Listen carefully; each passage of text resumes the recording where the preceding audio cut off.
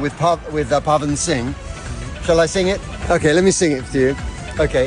वैसे तो दोस्तों हिंदुस्तान में लॉलीपॉप गानों को दीवाने बतेरे हैं और शायद अगर किसी हिंदुस्तान के डीजे पर लॉलीपॉप गाना बज जाए तो क्या यूपी बिहार, क्या दिल्ली बंगाल, हर कोई इस गाने पर अपने आप को डांस करने से नहीं रोक पाता है। और शायद इन दिनों इस गाने का इतना क्रेज बढ़ चुका है कि इस गाने पर अब तो अंग्रेज भी डांस कर रहे हैं। जब वैसे तो आप समझे लंदन के डीजे हाउसेस में और बड़े बड़े क्लब्स में पवन सिंह के लॉलीपॉप गाने को बजते हुए देखा होगा, लेकिन शायद एक अंग्रेज के तो जबान पे पावर स्टार पवन सिंह का नाम और पवन सिंह का लॉलीपॉप गाना बकायदा याद है। और इस वीडियो को देखिए किस अंदाज में ये भाई साहब पवन सिंह के लॉलीपॉप को गाकर हिंदुस्तानियों को सुना रहे It's a little silly video with Pavan Singh.